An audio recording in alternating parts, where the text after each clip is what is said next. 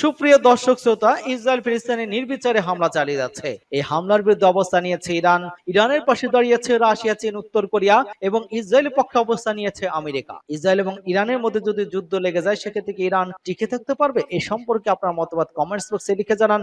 এবং আমাদের হাতে পাওয়া আন্তর্জাতিক সংবাদের শুরুতেই থাকবে সংবাদ শিরোনাম, পরে বিস্তারিত।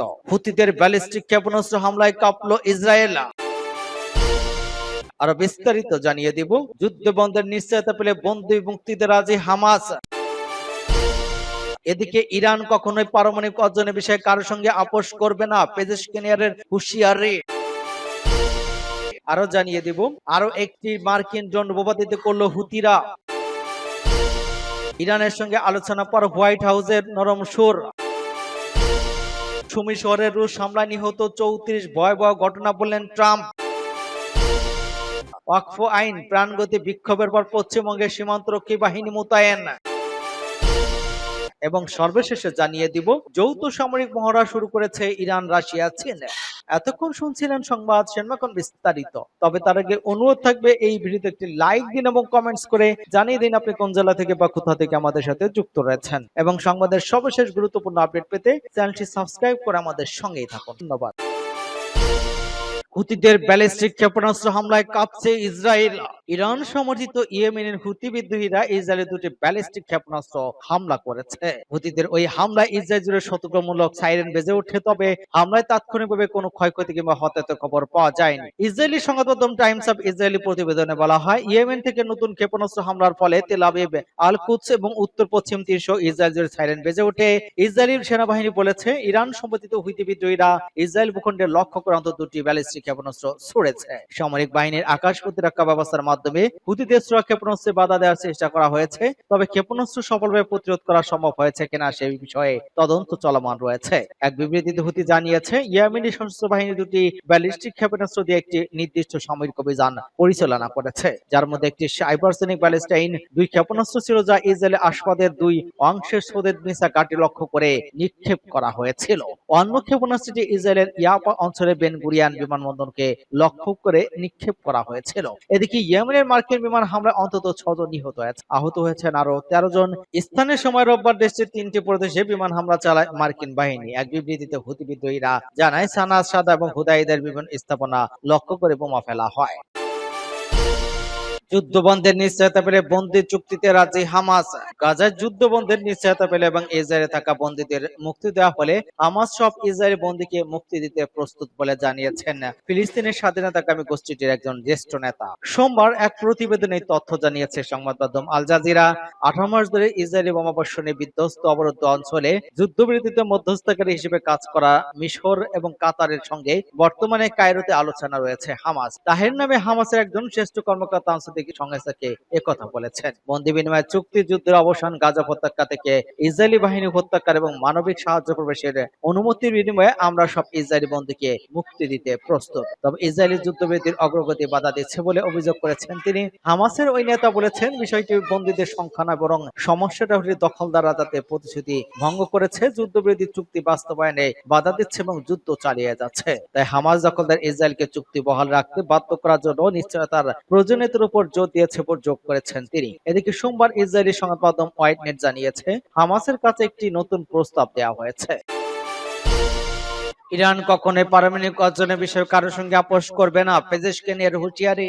ইসলামী প্রজাতন্ত্র ইরানের প্রেসিডেন্ট মাসুদ পেজেশকিয়ান বলেছেন যে তার দেশ পারমাণবিক অর্জন থেকে পিছু হটবে না বা কোনোভাবেই আপোষ করবে না। একই সঙ্গে মার্কিন যুক্তরাষ্ট্রের সামরিক হুমকি প্রত্যাখ্যান করেন তিনি। জাতীয় পারমাণবিক প্রযুক্তির দিবস স্মরণ সভা অনুষ্ঠানে এবং শিল্প সর্বশেষ অর্জনের উন্মোচন অনুষ্ঠানে পেজেশকিয়ান এই মন্তব্য করেছেন। তিনি জোর দিয়ে বলেছেন যে মার্কিন যুক্তরাষ্ট্র যত বেশি হুমকি দেবে, তত শক্তিশালী ইরান এর বিরুদ্ধে রুখে দাঁড়াবে। প্রেসিডেন্ট পেজেশকিয়ান বলেছেন, আমরা শান্তি এবং নিরাপত্তা চাই এবং আমরা সংলাপের জন্য প্রস্তুত আছি, তবে তা হতে হবে মর্যাদা এবং পারস্পরিক সম্মানের উপর ভিত্তি করে। আমরা আমাদের অর্জন থেকে পিছু হটবো না, আমরা তাদের সাথে আপোষ করব না। আমরা কখনোই কাউকে আমাদের চিন্তা ভাবনা থেকে বিরত রাখতে কিংবা উদ্ভাবনী সৃজনশীল হতে বাধা দিতে দেব না। পেজেশকিয়ান আরো বলেছেন যে তেহরান পারমাণবিক বোমা চায় না। বিশ্ব বলেছে, ইরান পারমাণবিক বোমা তৈরি করতে চায়। ইসলামী বিপ্লবের নেতা আয়াতুল্লাহ সাইদ আলী খামেনির চেয়ে বেশি কর্তৃত্বশীল আর কে হতে পারে, যিনি আনুষ্ঠানিকভাবে প্রকাশ প্রকাশ্যে ঘোষণা করেন যে আমরা পারমাণবিক বোমা তৈরি করতে চাইছি না। আপনি এটি 100 বার যাচাই করেছেন এবং আপনি এটি 1000 বার যাচাই করতে পারেন। তবে এটি জেনে রাখুন, আমাদের সকল ক্ষেত্রে পারমাণবিক বিজ্ঞান এবং পারমাণবিক শক্তি প্রয়োজন। প্রেসিডেন্ট বলেন যে ইরান যুদ্ধ চায় না, তবে যে কোনো সম্ভাব্য আগ্রাসনের বিরুদ্ধে আমাদের প্রতিক্রিয়া হবে কঠোর। প্রেসিডেন্ট জোর দিয়ে আরো বলেছেন, আমরা যুদ্ধ চাই না, তবে আমাদের প্রিয়জনরা যে জ্ঞান এবং শক্তি তৈরি করেছেন তা দিয়ে আমরা যে কোনো আগ্রাসনের মুখে অত্যন্ত শক্তভাবে দাঁড়াবো। তারা যত বেশি আমাদের আক্রমণ করে আমরা তত বেশি শক্তিশালী হব, তারা যত বেশি আমাদের হুমকি দেবে আমরা তত বেশি শক্তভাবে তাদের সামনে দাঁড়াবো। আমরা আক্রমণকারী নই, আমরা কাউকে আক্রমণ করব না। সূত্র বাস টুডে। আরো একটি মার্কিন ড্রোন ভূপাতিত করলো হুতিরা। হুতি বিদ্রোহীরা দাবি করেছে তারা ইয়েমেনের আকাশ সীমা আরো একটি উন্নত আমেরিকান MQ-9 ড্রোন গুলি করে ভূপাতিত করেছে। হুতিরা ইয়েমেনি বাহিনী রবিবার এক বিবৃতিতে ড্রোনটি ভূপাতিত করার ঘোষণা দিয়েছে। বিবৃতিতে বলা হয়েছে, ইয়েমেনের বিরুদ্ধে চলমান আমেরিকান আগ্রাসন এবং ইয়েমেনি জনগণের বিরুদ্ধে তাদের ভয়াবহ গণহত্যার প্রতিশোধ হিসেবে ওই ড্রোন ভূপাতিত করা হয়েছে। একটি MQ-9 এর গড় ইউনিট খরচ আনুমানিক $33 মিলিয়ন, আর যার অর্থ ইয়েমেন ড্রোন ভূপাতিত করার ফলে আমেরিকানদের ক্ষতি ইতিমধ্যে $660 মিলিয়ন বেশি। এর আগে ইয়েমেনি বাহিনী অধিকৃত অঞ্চলে গুরুত্বপূর্ণ ইসরায়েলি লক্ষ্যবস্তুতে আঘাত করেছিল। ওই অভিযানের সময় হুতি একটি ইসরায়েলি সামরিক ঘাঁটি এবং বেন গুরিয়ন বিমানবন্দরে দুটি ব্যালিস্টিক ক্ষেপণাস্ত্র নিক্ষেপ করেছিল। ইরানের সঙ্গে আলোচনা পর হোয়াইট হাউসে নরম সুর। দীর্ঘদিন পর পারমাণবিক কর্মসূচি নিয়ে আলোচনা করেছে ইরান এবং যুক্তরাষ্ট্র। ইরানের পররাষ্ট্রমন্ত্রী আব্বাস আরগাস এবং মার্কিন প্রেসিডেন্টের বিশেষ দূত স্টিভ উইটকফের নেতৃত্বে ওমানের রাজধানী মাস্কটে প্রাথমিক আলোচনার পর আগামী সপ্তাহে ফের বৈঠকে বসতে সম্মত হয়েছেন দুই পক্ষ। শনিবার বৈঠকের পর হোয়াইট হাউস বলেছে আলোচনা খুবই ইতিবাচক এবং গঠনমূলক ছিল। হোয়াইট হাউসের মতে ট্রাম্পের দূত ইরানের পররাষ্ট্রমন্ত্রী বলেছেন, যদি সম্ভব হয় তাহলে সংলাপ এবং কূটনীতির মাধ্যমে আমাদের দুদেশের পার্থক্য সমাধানের জন্য ট্রাম্পের কাছ থেকে নির্দেশনা রয়েছে। ওমানে নিযুক্ত মার্কিন রাষ্ট্রদূত নানা এসকোমিয়া একটি বিবৃতিতে বলেছেন, বিশেষ দূত উইটকফের সরাসরি যোগাযোগ পারস্পরিক উপকারী ফলাফল অর্জনের দিকে একটি ধাপ এগিয়ে গেছেন এবং উভয় পক্ষ আগামী শনিবার বৈঠকে বসতে সম্মত হয়েছেন। এদিকে মার্কিন প্রেসিডেন্ট ট্রাম্প বলেছেন, আমি মনে করি ঠিকঠাক চলছে, তবে যতক্ষণ না আপনি একটি সম্পূর্ণ করেন ততক্ষণ পর্যন্ত ঠিক গুরুত্বপূর্ণ নয় বলেও উল্লেখ করেন তিনি। অপরদিকে যুক্তরাষ্ট্র দীর্ঘদিন ধরে বলে আসছে তারা ইরানের পারমাণবিক কর্মসূচির পুরোপুরি ধ্বংস চায়। হোয়াইট হাউসের জাতীয় নিরাপত্তা উপদেষ্টা মাইক ওয়াল্টেজ সম্প্রতি বলেছেন যে পুরোপুরি ধ্বংস ইরানকে তার কর্মসূচি এমনভাবে ছেড়ে দিতে হবে যাতে তারা পুরো বিশ্ব তা দেখতে পায়। এটি ছেড়ে দেওয়াও নইলে পরিণতি ভোগ করতে হবে। সুমি শহরে রুশ হামলায় নিহত 34, ভয়াবহ ঘটনা বললেন ট্রাম্প। ইউক্রেনের সুমি শহরে রাশিয়ার ক্ষেপণাস্ত্র হামলায় 34 জন নিহত হয়েছেন, আহত হয়েছেন আরো 117 জন। এই ঘটনার তীব্র নিন্দা জানিয়েছেন কিয়েভের পশ্চিমা মিত্ররা। রাশিয়ার প্রাণঘাতী ওই হামলার সমালোচনা করেছেন মার্কিন প্রেসিডেন্ট ডোনাল্ড ট্রাম্প। সংবাদ মাধ্যমের প্রতিবেদনে বলা হয়েছে, রবিবার মধ্যরাতে সুমি শহরের কেন্দ্রস্থলে দুটি ব্যালিস্টিক ক্ষেপণাস্ত্র আঘাত হানে, যা স্টেট ইউনিভার্সিটি এবং কংগ্রেস সেন্টারের কাছে বিস্ফোরিত হয়। রক্তাক্ত মৃতদেহ রাস্তায় ছড়িয়ে ছিটিয়ে পড়ে। মার্কিন প্রেসিডেন্ট ডোনাল্ড ট্রাম্প ওই হামলাকে ভয়াবহ ঘটনা বলে বর্ণনা করেছেন। অন্যদিকে জার্মানির সম্ভাব্য চ্যান্সেলর ফ্রিডরিখ মের্জ রাশিয়ার বিরুদ্ধে যুদ্ধাপরাধের অভিযোগ করেছেন। রাশিয়ার পক্ষ থেকে ওই হামলার বিষয়ে তাৎক্ষণিকভাবে কোনো আনুষ্ঠানিক মন্তব্য পাওয়া যায়নি। রুশ বাহিনী কাছাকাছি সীমান্তের উপর একটি বড় হামলার জন্য প্রস্তুতি নিচ্ছে বলে জানা গিয়েছে। ওই হামলাটি এমন এক সময় ঘটল যখন ইউক্রেনের সবচেয়ে বড় শক্তিশালী সামরিক মিত্র যুক্তরাষ্ট্র ট্রাম্পের নেতৃত্বাধীন আলোচনার মাধ্যমে যুদ্ধের অবসান ঘটাতে চাচ্ছে। রাশিয়া ইউক্রেন যুদ্ধের ৪র্থ বছর চলছে। ট্রাম্প এবং ওয়াশিংটনে ফিরে যাওয়ার সময় এয়ারফোর্স ওয়ানে সাংবাদিকরা রাশিয়ার হামলা সম্পর্কে মন্তব্য করে জানতে চাইলে তিনি বলেন, আমি মনে করি এটি একটি ভয়াবহ ঘটনা এবং আমাকে বলা হয়েছে যে তারা ভুল করছে, কিন্তু ট্রাম্প এই ব্যাপারে বিস্তারিত কিছু বলেন। রবিবার জেলেনস্কি রাশিয়ার আক্রমণের ফলে সৃষ্ট ধ্বংসযজ্ঞ আরো ভালোভাবে বোঝার জন্য মার্কিন প্রেসিডেন্টকে তার দেশ সফর করার আহ্বান দিচ্ছেন। ওয়াকফ আইন প্রাণঘাতী বিক্ষোভের পর পশ্চিমবঙ্গে সীমান্তরক্ষী বাহিনী মোতায়েন।